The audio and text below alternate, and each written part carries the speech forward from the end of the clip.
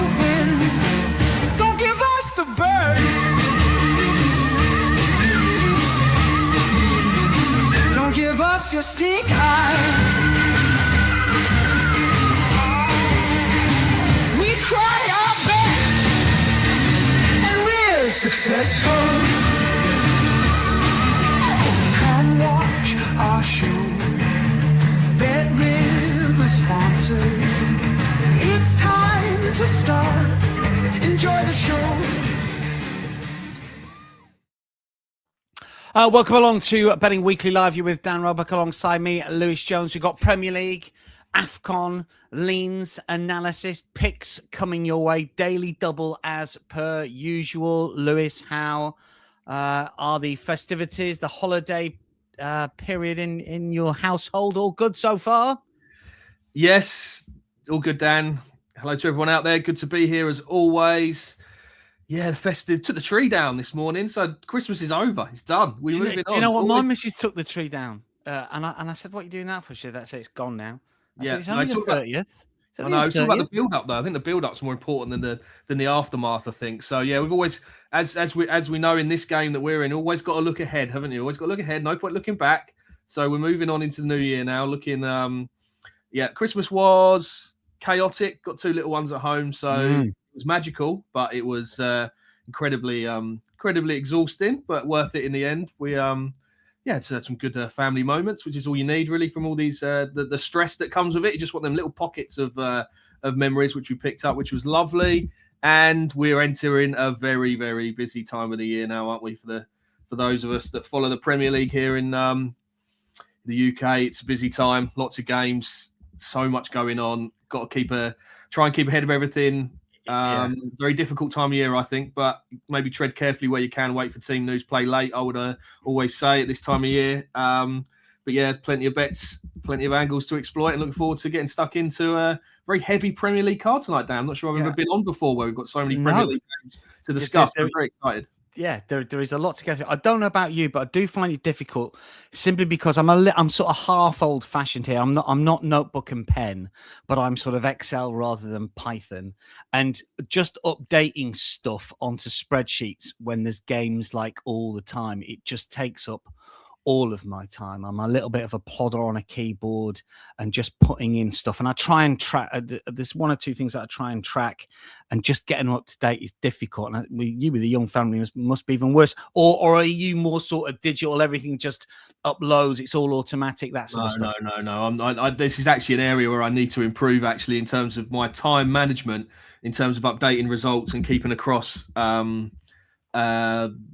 Just my bets and the profit and loss, etc., like that, which I do keep a very close eye on.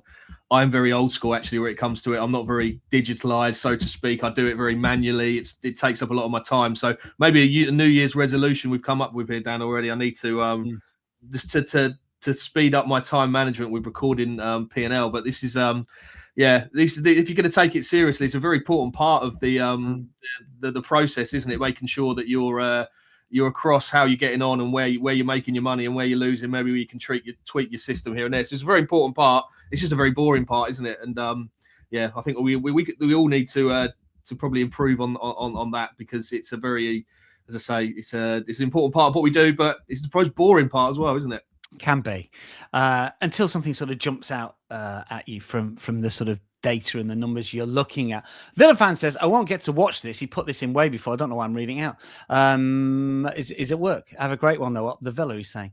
Duncan says, evening, guys. The Villa 13-2. Don't know where that is. The Villa 13-2, unless it's shifted outwards. Can't stop looking at it, says Duncan. The real Brendan King says, pause the final episode of the Dojo to join you guys. Yeah, Dojo, look.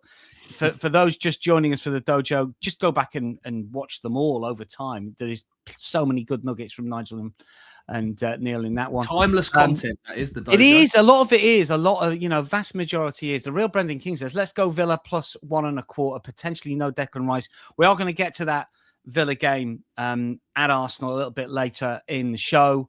I don't know where that...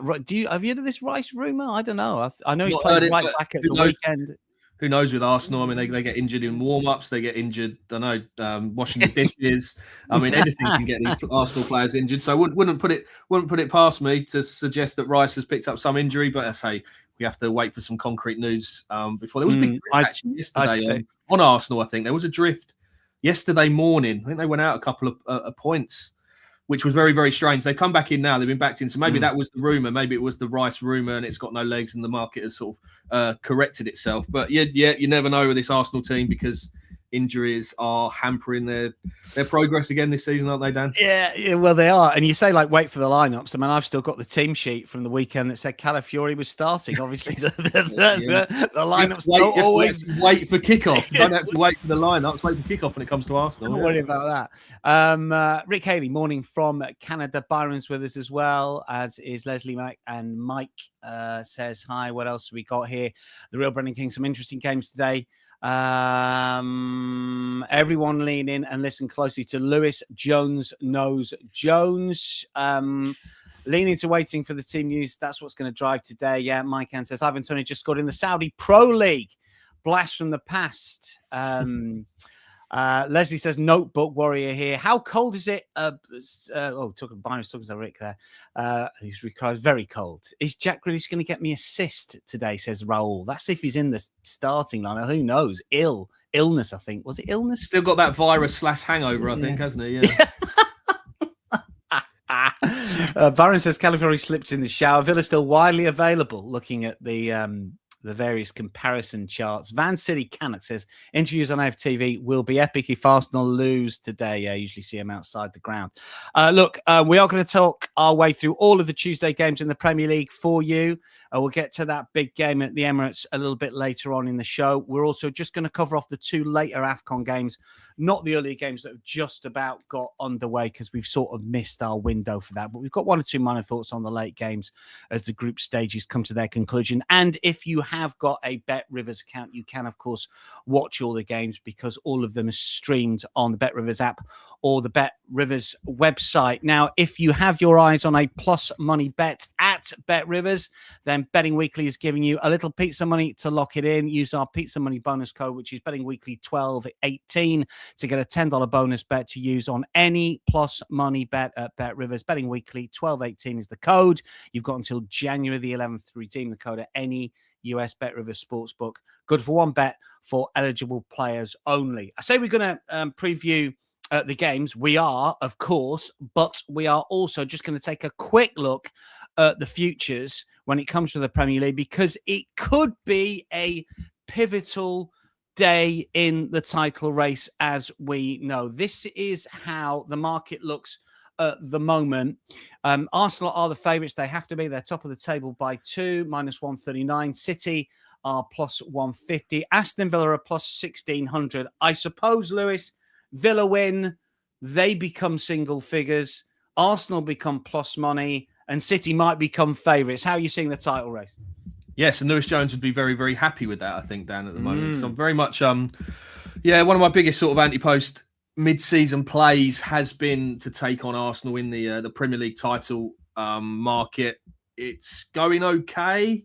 I mean, Man City are just about keeping that breath on Arsenal's neck, aren't they? Which I think is very, very crucial as we head through the season. I just want this Arsenal team to feel a little bit of pressure, make sure that a team like Man City can be in touch with them when the pressure is going to hit them at some point. And it is, because I think we already saw it, Dan. I mean, you were there at the Emirates, I'm assuming, against Brighton. Yeah. And I mean, such a comfortable game all of a sudden became very nervy in the second half when Brighton got that goal. And there's just that aura around Arsenal, which they know they have to win this season. They have to win something, whether it's the Premier League, the Champions League. They have to, and it's a must for Arteta. And I do think that's filtering into just the atmosphere around the club.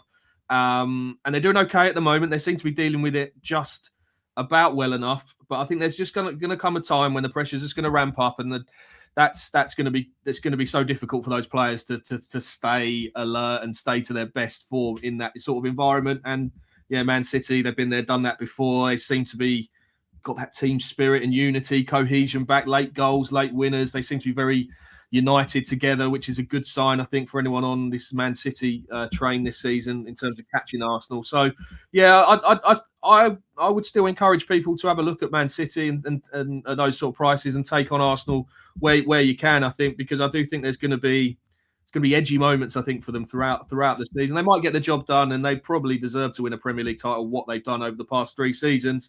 But getting it done until they make that step, it's always going to be a problem, sort of psychologically wise, I think, for them. So, yeah, would still be a little bit cold on Arsenal, Dan, I think.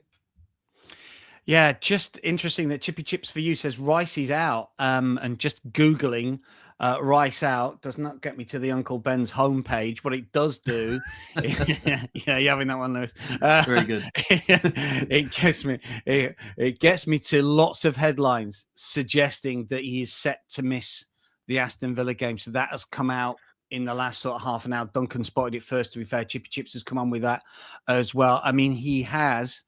Let me get my commentary notes out for tonight, ladies and gentlemen. I think he's featured in every single game. He's not started every single game. He was subbing one.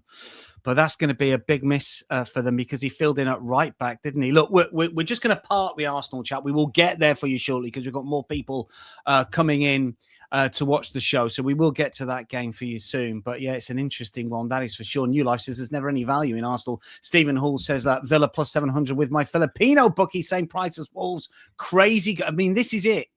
We will get to it. We promise you. What else have we got here? Manchester United, Newcastle parlay for SF9er. And Mindy Price is interesting. No impact on the price with the Rice news. Maybe it's already baked in. Mindy, maybe the market moves have been done, but we will get to that game shortly. Let's kick off with Chelsea against Bournemouth. Get some thoughts from Lewis on this one because this is a 2:30 Eastern clash tonight. Chelsea are minus 210, Bournemouth are plus 510. The tie here is plus 360. Sorry, plus 525 on Bournemouth. My mistake. Bournemouth without a Premier League win in 9, Lewis. Where does Andoni Iraola go? And potentially, although we've got Semenyo in the lineup here at plus 240 anytime goal scorer, I mean, that deal is going to get done sooner rather than later. What are your thoughts here? Chelsea, I can't really make any sort of case for them because they're having their own stutter. What is it? Only 1 win in their last 6 in the Premier League. What are your thoughts for the game at Stamford Bridge? Yeah, it's a really strange situation with this Bournemouth team at the moment because they are a team I really love to watch, to back when the time is right. The manager is got such a unique style of play, which usually delivers results. But to go 9 games now without a win in for anyone in a Premier League is always going to sort of ramp the pressure up a little bit. Even a manager of Andoni Iraola's sort of stature and. Yes, this leaky defence for Bournemouth, which is the real worry. I mean, the amount of chances that they're offering up. I mean, Brentford, who are not the most dangerous attacking side in the league, were just cutting through at will. They were all over them, game. Every time they went forward, the 2 centre backs were left very much exposed. And I do think we're starting to see now the fact that they decided to sell both Zabani and Huijsen. That's coming back to bite them here now because he plays very much man for man, doesn't he? Leaves the centre backs 1-on-1 with the centre forwards just to make sure they can overpower them and deal with them. But Diakite and Senesi at the moment are really, really struggling, and he's not one to change his style of play, is he? And rightly so, to be honest, because this is Iraola. He's made his career on playing this style of football. So I'd expect exactly the same type of game tonight. I think for Bournemouth, I think they're going to go there. They're going to try and go. Sort of punch for punch for Chelsea, and I think it's going to be a good game. I think, Dan. I think the in terms of the goals and the money line, I thought that the prices look quite tight to me. Really, I've got it exactly the same sort of my end. But there was a little bit of value I thought lurking in the props markets in the Bournemouth shots lines. The fact that they're conceding so many goals, it means they are chasing games, which is in turn affecting what is already a very high shots volume from Bournemouth over the years. I mean, if you look at since I think it was we'll go back to the sort of 2 seasons ago, the start of that season, if you pull in the data in terms of shots data, they've averaged 14.8 shots per 90, which is the 4th most of any team. That's actually more than Arsenal per game in that time. So this is a very shots-heavy team that like to obviously fight fire with fire, get the ball forward, create chances. And I think that the lines are very generous actually tonight. I'm going to have a bit of the over 11.5 shots actually with Bet Rivers here at minus 113. I think that's a price to really consider when just drawing some of the numbers. I mean, over the last 8 games, the fact they've had to go and chase a lot of games because they're behind in them has meant they're averaging 15.7 shots per 90 across their last 8 games. And this over 11.5 shots line has landed in 7 of their last 8 games. And I just think, they're going to fall behind at some point in this match. I think it'd be great if it happens early and the game state is in our favour for Bournemouth to go and attack, because they do attack and they throw men forward, they create chances and they take a lot of shots. So, this is going to be a mad game. I think it's going to be a good game to watch. There's going to be goals at both ends. And if you even look at the head-to-head between these two since Iraola took over at Bournemouth, if you're backing this over 11.5 Bournemouth shots line in the last 5 meetings between Chelsea and Bournemouth, you'd have won 4 times. So I do think this is the way to play this game. I do think there's a bit of juice in the Bournemouth shots line. And I just thought, the other markets very tightly priced, but I think it'd be one of the games to watch tonight, I think, Dan. Yeah, I think it'd be interesting. And what I really like about this bet, the real Brendan King says, I've got over 3 Asian line at minus 133 and jump back in at minus 125. And I get that. And I looked at quite a few sort of tips for previews today, and everybody's shouting overs, and the line is sort of wavering around sort of 3 and above and dips down a little bit. I think there's maybe a suggestion that Semenyo won't play, but you get the sense that maybe that shots line hasn't caught up with the overs like that. I think that's why this is a better angle, if you like. I'm not going to put anyone off going over 3 for sure. If you look at Bournemouth's away games, as the real Brendan King says, I think their games, was it something like 4.7 average per game away from home. Away from home, it's off the charts. It's probably going to regress down a little bit, but it is still just the way they play. I like that one a lot. What else we got here? We have got Brad Betts Footy says Bournemouth over 2.5 in 21 of 23 away matches. Yeah, it's a good stat. Bournemouth dropping like a stone, says Duncan. Dave Clark, Chelsea minus 1. Maybe. Byron agrees with that one. What else we got? I think I like the way that Chelsea gave the last game up in the end of major subs. I think there's going to come out with a lot of energy for this game. Enzo shot on target. Notice that Pedro Neto now priced out in the shots shot on target. I thought he had a decent game against Villa. And Brad says, open the scoring for Bournemouth. Yeah, where is he going to play? That's the thing. I mean, I guess he's going to be in the squad, isn't he? I don't know. He's not been. There's no news to suggest he's missing. I think. Is that right? For my understanding of the situation is that he is going to play. Dan, I've got that. That's what our Sky's new sports news desk is reporting, that he is okay to play this evening. So again, that's going to help Bournemouth. It's going to help their shots output for sure, because Semenyo is their leading shots.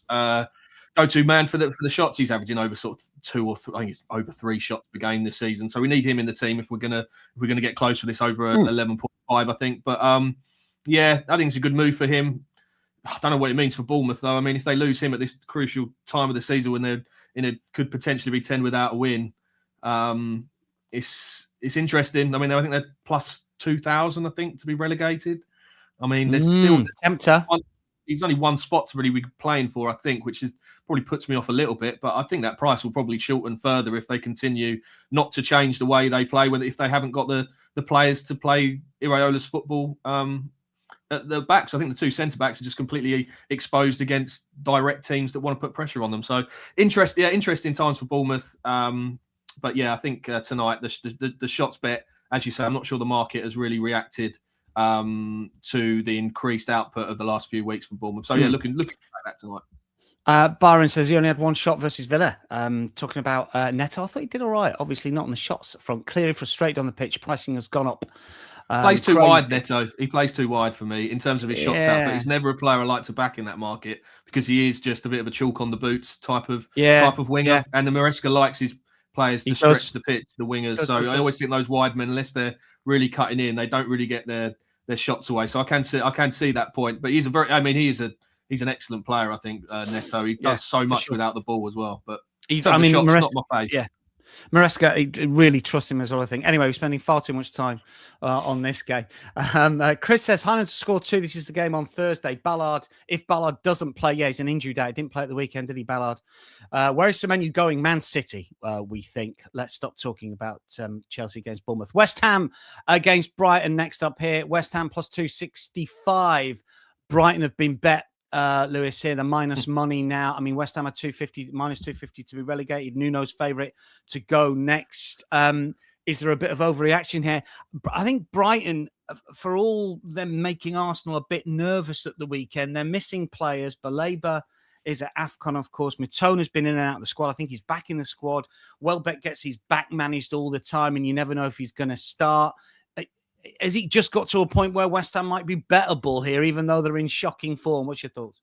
Oh, 100%. I was on West Ham even when Brighton was sort of minus 120. So the fact that the line on West Ham has drifted out does not worry me whatsoever, because if one thing I've learned over the past, I don't know, year or so when it comes to Brighton is don't listen to the market, because they just get backed automatically every week. And then in certain games like this one, when the tactical makeup is quite clear what's going to happen here, they're going to be playing against a team that's going to sit in a low block, going to give them the ball, and West Ham are going to try and hit them on the counter. I think Brighton are really, really vulnerable in these spots, and there's so much evidence to suggest this as well. They just don't like teams that play direct and try and turn them and let them have the ball.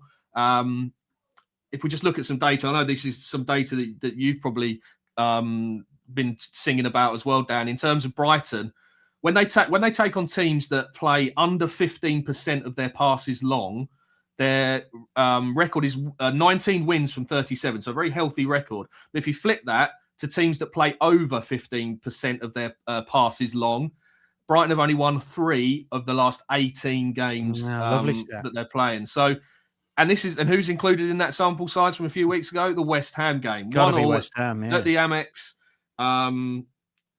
They were very clinical, very composed, West Ham, actually. They set up in the typical Nuno Espirito Santo block.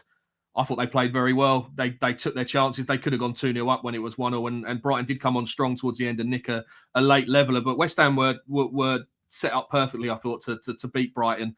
And now with home advantage, whether you can call it home advantage at the London Stadium, not sure, but it should help them even further in this game. And just another thing about Hurzeler, looking at his record in December, played 11.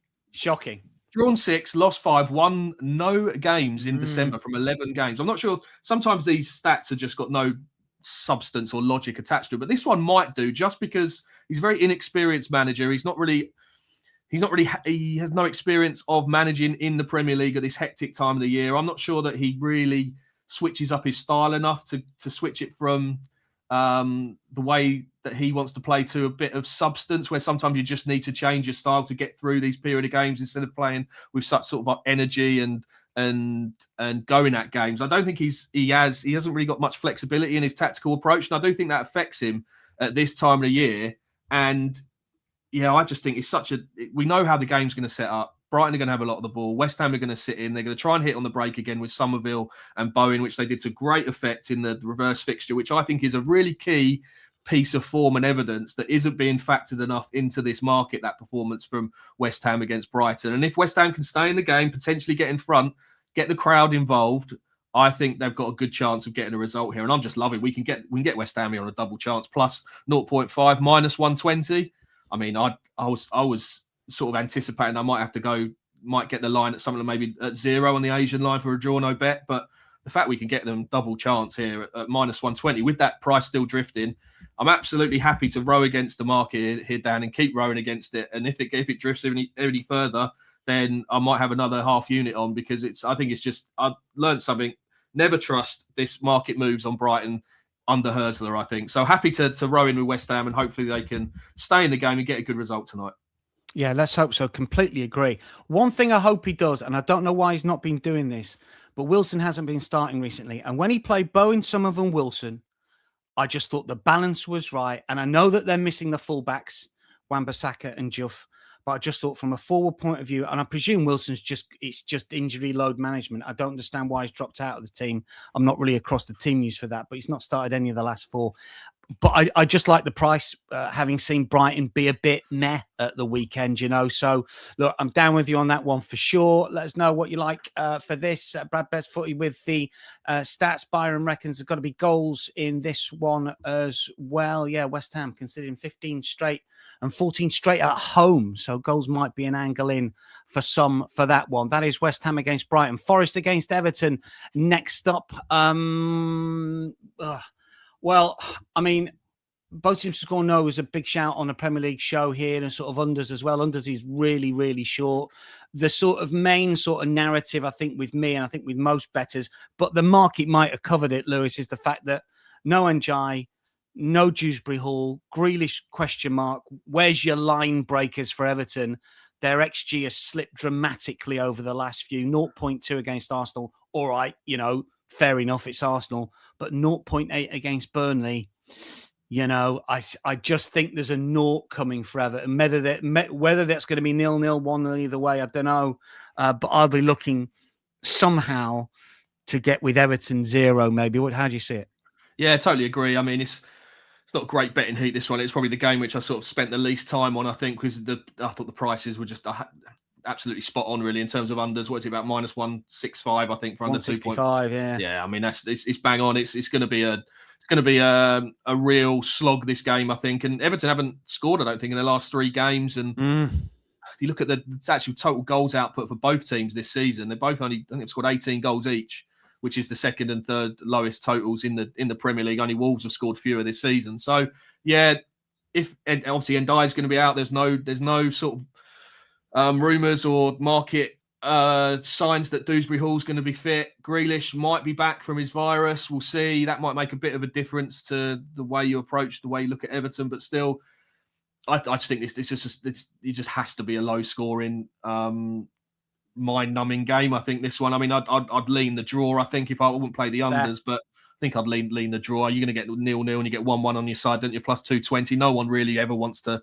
back the draw, do they, in these situations? So that's always the price, which is probably organically the one that is the one you want to be on. But again, it wasn't a game I spent much time on, Dan, this one. This is just a one where if you do like your unders and you do have a sort of a betting tactic to exploit where you know how to approach these games and find the value, then go for it. And that might be just to back the draw here, but it was only a lean for me, really. It was it was one of those games where you probably don't want to watch, and if you're not having a bet on it, then just move on. I think that'd be my take on it.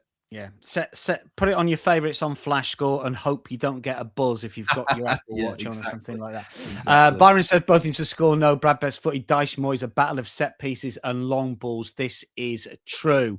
Let's get on to the final game that kicks off at 2:30 Eastern, which is Burnley against Newcastle. Burnley at a plus 480, or is that 490 when I was going? 480. Newcastle minus 190 here, the tie. Plus 340. So, look, there's money for Newcastle, even though they can't win away from home, which is a big worry for me. I like the fact that Scott Parker is trying to change things. I talked about this on the Premier League show. Last 4 games, he's made 4 changes, 2 changes, 6 changes, 3 changes. He's given Edwards a start for the first time this season. Humphries a start for the first. He's trying everything. He's not gone down the Vincent Kompany route of just doing the same thing, expecting a different outcome.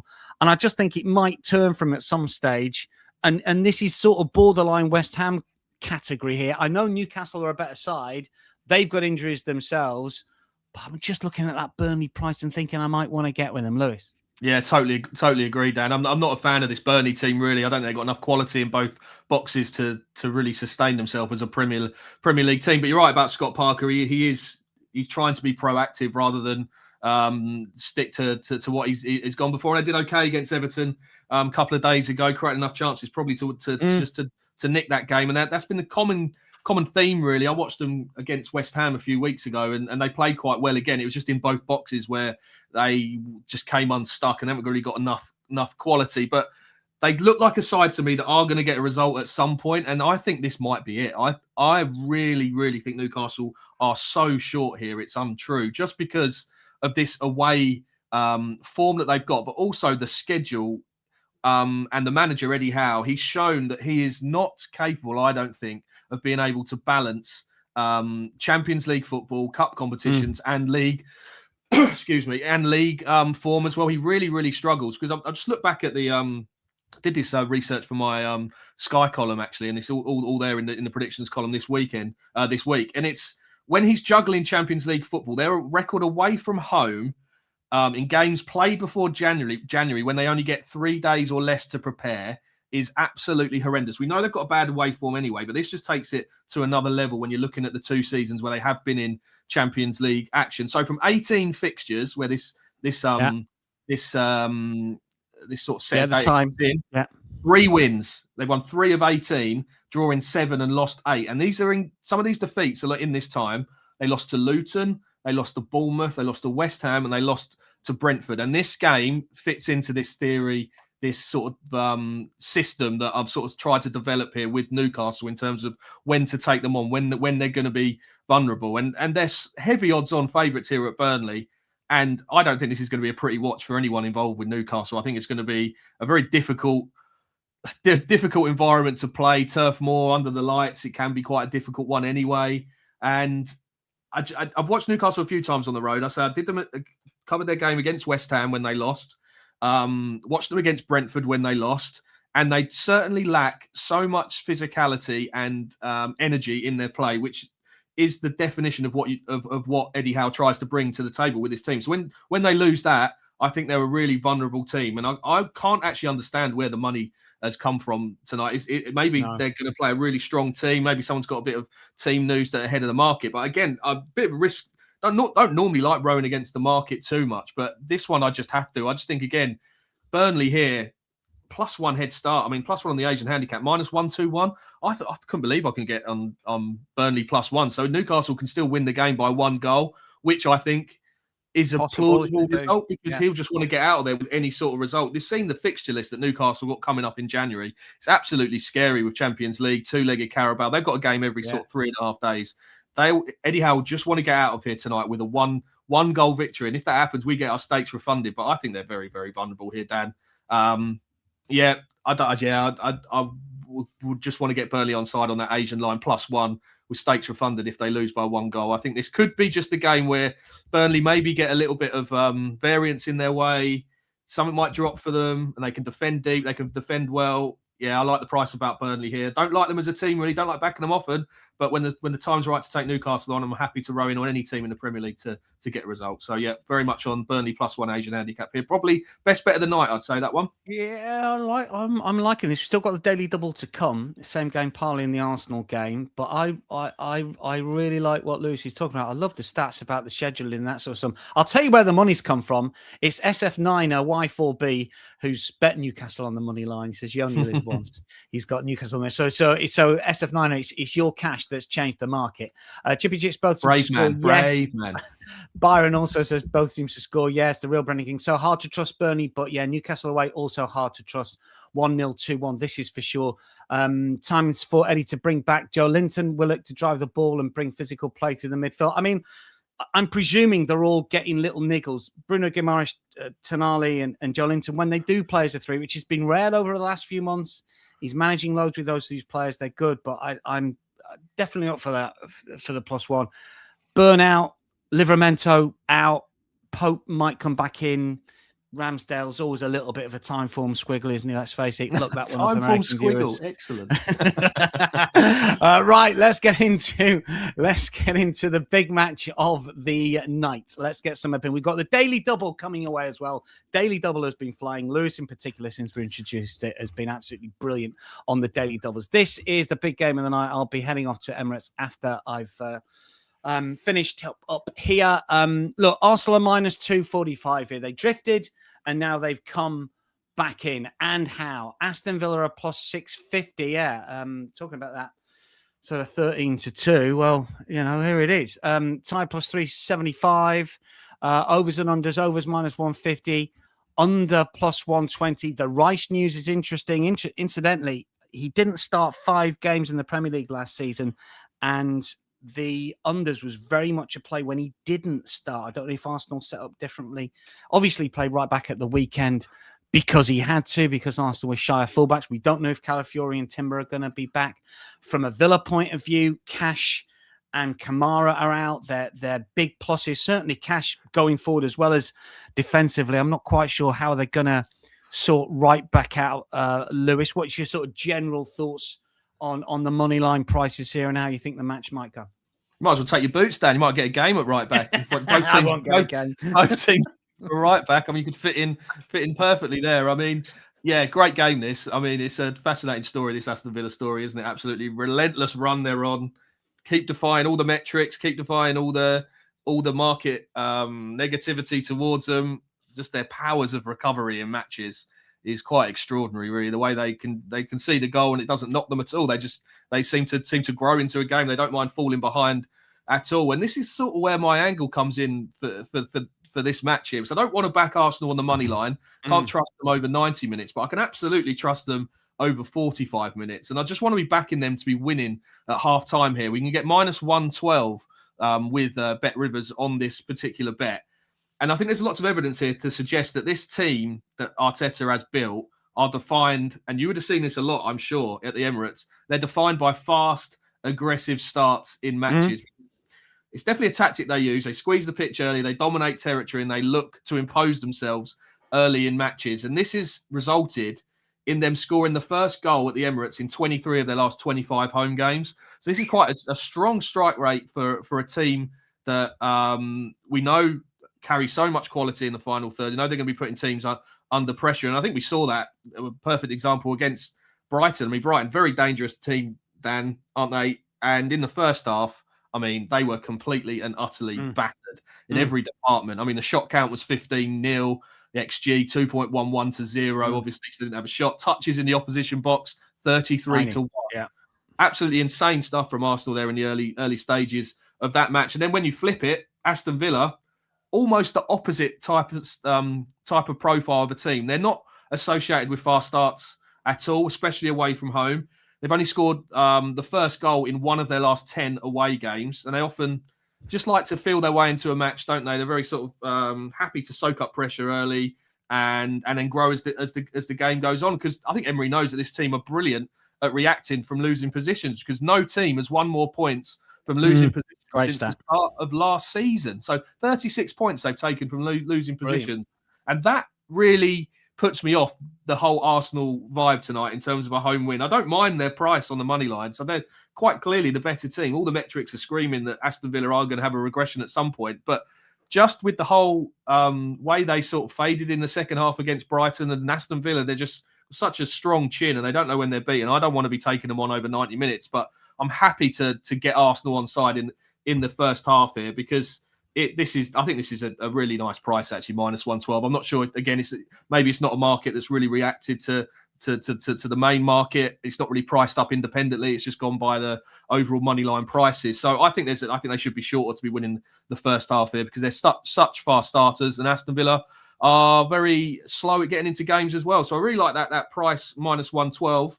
Want to put it in the daily double, Dan. So just needed to find another sort of short boost to get it up, and under 4.5 goals is where I've gone to get it up to a backable price above even money. Arsenal's games this season just averaging 2.52 total goals per game, and I think only one has gone over 4.5 goals from the last 25. I think that was the Spurs game. So it's the derby, yeah, just wanted to get that underline onside. That'll probably lose now. Arsenal will probably win 3-0 first half and then go and win the game 6-0 or something. So the daily double goes down. But that's always the way. The shorter price of the parlays that we put in sometimes always come a cropper, don't they? But I think this first half angle for Arsenal is a really strong one tonight, and I'll be expecting fireworks from Arsenal early doors, and hopefully they can get in front at half time. And yeah, I like that price, plus 110. I think that's too big to combine those two angles. I love that. And look, Arsenal have been sort of, chinned on the odd occasion. Crystal Palace, as we know, in the League Cup, Sunderland in the league, they conceded late to Wolves and somehow got over the line as well. Look, Arsenal show resilience, but they also show just that little bit of lack of concentration late on in games. Maybe they have conceded late on quite a lot. And of course, the reverse of this saw Villa win 2-1 with that Emi Buendia goal in the 95th minute. I mean, that was knockabout, and all of these games we're talking about are under 4.5 as well. I generally like the unders in this game. I think Arsenal are too short for me. I think they'll win. I was looking at one or two predictive websites, the Opta analyst boys. I'm sort of tracking them this season. They're not making money, but no one is. It's so difficult when you're predicting every single game. But they reckon that Arsenal got 58% chance of winning this game, which is obviously nowhere near minus 245. So they will give Villa a better chance. And I can see why bettors are drawn to that Villa price. You know, they've won their last, what is it? I can't see my notes here. What is it? Last 8 in the Premier League, something like 17 in the last 19. 11 in all comps, I think. 11 in all comps. 17 in the last 19. But they're winning them by 1 goal, aren't they? By and large. It's a long time since they've... It's something has got to give. And I know that we have got a lot of Villa fans that come on and you know, the expected goals metric is one to sort of hit them with at the minute. If you look at things like expected goals on target, shots on target, you can spin it the other way.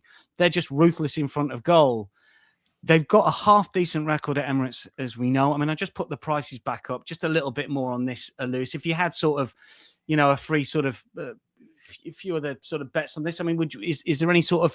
I mean, Gyökeres is struggling. I mean, Watkins got a great record. How do you see Villa going about this? I mean... Unai Emery, he's almost like he gets things wrong and then he's so good he can rectify it and change it. Is there anything else that catches your eye just from a very minor lean point of view, sort of players to follow, goals or anything like that? Well, it's interesting. Emery's got a really good record against Arteta as well. I think he has, hasn't he? Yeah. He's only lost twice, I think, in 8 meetings between the pairs. So, again, this is another reason why I am very, very worried about sticking any sort of pro-Arsenal bet into the whole 90-minute situation, because I think as the game develops, and if the game is still tight with 25 minutes to go, Emery has had Arteta's number in the past, and he knows how to tweak games. I mean, he gave Maresca a massive schooling, didn't he, in the second half? Absolutely. I think at Stamford Bridge, and he almost got it wrong in the first half to do that, didn't he? Do you know what I mean? He almost got it completly wrong. And he sort of lures teams into a false sense of security. Yeah. They're thinking, oh, we're so comfortable here. We've only 1 goal up, but we're so comfortable we can sort of maybe take our foot off the gas, and then bang, he unleashes a bit of Ollie Watkins or a different type of press in the game, and bang, the game completely changes and the momentum comes. And as you say, Villa, in terms of their ability to score important times in matches, they're so cool and calm. Those players, they've got so much faith and trust in everything that Unai Emery does. And I can see why people are looking at this Aston Villa price tonight. This is the point. Yeah, I totally get it. It's not... Arsenal rarely get beaten, though. I know they lost to Villa, didn't they? That's the only one they've lost in the last 21 games, when they lost at Villa Park. But traditionally, Villa Park is a different beast to when Aston Villa play away from home. They are usually a much better side at home than they are away. So, and the difference in quality, if you're just looking at pure metrics and to a certain extent the eye test as well, Arsenal are the better football team by, a long way. But that isn't everything you need to factor into the mix. Sometimes you need to factor in this team spirit and ruthlessness in front of goal and everything, the manager in the dugout, everything comes into the equation.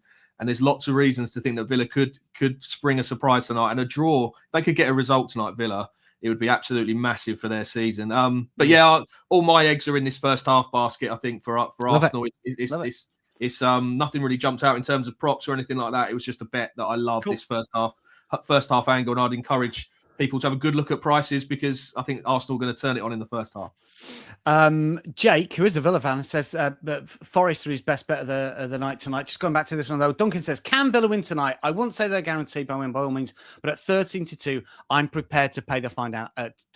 And I think that is a strong line from bettors, and I can't argue with it, as Lewis was pointing out. Brad Bettsfoot says Villa plus 1.25 has to be the play. Both teams to score for me, says Chippy Chip. Both teams to score, yes. Villa very much. What else we got here? I'm scrolling past a few. Oh, crikey, we've got a lot to try and get through here. Let's see if I can get through some of these. Villa very much Arsenal's bogey team, alongside probably Fulham. Byron's talking about Watkins shot on target. Pat's talking about the inept Norwich and Watford yesterday double didn't hit. What else we got? Zubi, Marino and Odegaard in midfield. Timber Saliba, Gabriel Nkapie might play left back. This is true. Jesus up front, do you think? Roebuck on the right. Yeah. Like that angle. Took half-time Arsenal, full-time Villa 66. Well, that's nice. what happened. That's happened a lot with Villa for sure. Brad, but Emery usually comes to absorb pressure early when away from home, look to increase pressure second half. RE the Chelsea match correct? Duncan says, not sure Arsenal are the better team, just a bigger name. Maybe Ray's with us. Hello, Ray. SF9 says, I think Arsenal struggling to keep dominant possession late in the game. That is true. Both teams score over 3.5, says K9s. Yeah, maybe. Don't know. It's a fascinating one. Incidentally, Arsenal versus the top 7 this season. Played 6, won 1, drawn 2, lost 3. Villa versus the top 7. Played 6, won 4, drawn 1, lost 1. I don't know. Make of that what you will. And one last stat for you that you might not have seen everywhere. If Arsenal score tonight, it will be their 600th goal under Mikel Arteta. Let's hope it comes early for the daily double. Right, we better be quick, please. Second minute. we better be quick with the rest of the show here. Man United versus Wolves next. United, I think, are the shortest price they've been all season at -305. Wolves plus 800. We know that, United are still basket cases. I couldn't bet them. I couldn't bet them on the Asian line. Wolves are going to win at some stage. It might be tonight. I know the reverse was 4-1. I don't know. Lewis, what do you think? Well, yeah, you mentioned the reverse there. I think we were on the show together, weren't we? We were previewing that game, and I think we were on the Wolves Asian handicap line. I think and we were. I've bet them since as well, and I've left them alone at places like Liverpool when the metrics there. If you combine various bits and pieces, were some of the strongest they've done all season. Anyway, I'm leaving this one alone. Lewis, you got anything? Yeah, I suppose the only one that matters, the only stat that matters is they've taken 2 points from 18 games down. Isn't it? I mean, that's the real headline, and that's actually the lowest point total after 18 games from any team in top 4 league history in English football. And it was only Newport County in 1970 which took 2 points from their first 18 games, and they actually stayed up, Dan. So there's still hope. There's still hope for Wolves, but I don't think they are. I mean, they're going to be labelled if they don't get to 11 points, they are going to be labelled the worst team in Premier League history. But as you say, against Liverpool, they did fine. There's been plenty of other examples where they've done okay in matches. I mean, to have the likes of João Gomez and Andre in midfield, you're always going to have a chance. I mean, those two are real. You can build your sort of a good Premier League team around both of them in central midfield. So it's a real strange one that they have just hit such a bad run of form, and it shows you what confidence and forgetting how to win games, what can do to a team. But I just wanted to run away from the money line here, really. No interest whatsoever in Manchester United, in Manchester United at that price. No interest in backing Wolves at those sort of prices either. And I thought the goals maybe was the aim, was the way in here. I quite like the under 3 Asian line. So I'm just struggling to see how this escalates really into a goal frenzy. I know people will come and shout at me the last fixture was 4-1, but I mean, United they're going to be without Bruno Fernandes, Ahmad, and Brian Mbeumo, who all played in that match. So their attacking threat has diminished. All the goal scorers from that match aren't playing. Yep, exactly. And you know how Wolves are going to set up at Old Trafford. They can't play any other way under Edwards at the moment. They just need to sit in, play very defensive focused, keep the lines tight, and hopefully they can grind something away and hopefully nick something on the break. That's what they're going to look to do. So they've only scored 10 league goals this season. I mean, that is just absolutely appalling. So that gives me hope that this there won't be 4 goals in the game. And I just think the fact that Lisandro Martinez is back for Manchester United is a huge boost for them at the back. Gives them so much leadership, defends his box well, very experienced player. So I think there's a good argument that Manchester United might keep a clean sheet in this game. And if they keep a clean sheet, then surely this under 3 Asian line, we're not going to lose money on. I mean, obviously you need 4 goals at least. Isn't it? Yeah, exactly. You need 4 goals to lose money on this bet, I think, here, and we can cop a return if there's under 2.5. So I think that's probably the way in is -118. Thought that was okay. I think it's just a lean for me. I didn't really have a big opinion on the match, and just hope for no updates on Flash Score again, Dan. I think that'd be the way to go. Byron says under 3. How do either score? Question mark. Yeah, I mean, United missing players. Martinez first start of the season. Mars Lewis Skelly first start of the season. Chiesa first start of the season at the weekend, which I thought was a sort of interesting little sort of spin. 3 sort of big name players at various points of their career. Anyway, we digress. Byron says Ahmed has 2 goals at AFCON. Yeah, we're going to get to AFCON in just a sec. Jake says we spent next to nothing compared to City, Arsenal, Liverpool. Talking about Villa, Jake. Yes, we know your situation. Look, it's great that Villa are in the title race. Hopefully they can kick on. Maybe not tonight for the sake of our bets, but you never know. And Duncan says, yeah, United will win just because. Yeah, that's true. Wolves will win just because. It's just the sort of game. You cannot trust United at short prices. Just a reminder of our offer. If you have got a BetRivers account and you got your eyes on a plus money bet at BetRivers, Betting Weekly is giving you a little pizza money to lock it in. Use our pizza money bonus code BettingWeekly1218. Get a $10 bonus bet to use on any plus money bet at BetRivers. That's Betting Weekly 1218. Got until January the 11th to redeem that code at any US BetRivers sportsbook. Final look at AFCON before we power down for the night, and we can have a look at the games that we've got coming your way today. I think we've got a couple that have kicked off already. Get to the goals in that in just a second. We have got who are Botswana against? DR Congo, aren't they? They played DR Congo, yeah. Botswana against DR Congo. A bit of a typo. And the Gremlins getting in the system there. And also Benin, Senegal. They both kick off at what time do they start here? It's 2 p.m. Eastern, I think, isn't it? Look, as it stands, it looks like it's DR Congo and Senegal that will qualify. Senegal in the box C. Any thoughts on these two games at all, Lewis? Yes, just quick one on Senegal, really. I mean, there's a real big price that stood out here in the goal scorer market. I mean, they are very short to win the game. Probably expect them to score maybe 2 or 3 goals here against Benin, who are probably going to qualify as well as one of the third place. Yeah, one of the best playoffs. As long as they don't get hammered, I think they're okay in terms of their qualification as well. So would be good to know if Senegal would be motivated for the game and how seriously they're taking it. We couldn't really find anything in the market or anything out there. But I think they're probably going to want to end and try and finish top of the group. And the bet I really like here is Ismaila Sarr to score any time for Senegal at plus 230 with BetRivers. A really huge price, I think, for a player of this quality. The only downside is we have to wait for team news because he did come off in their second group game with an ankle issue, and he has had injury issues for Palace this season. So they might just be sort of managing his workload ahead of the knockouts. But if he does play, plus 230 is an absolute monster price, I think, from what BetRivers are offering here. For a guy of this level now, the quality that he's been bringing to the table in the Premier League against some of the best sort of defences in the world.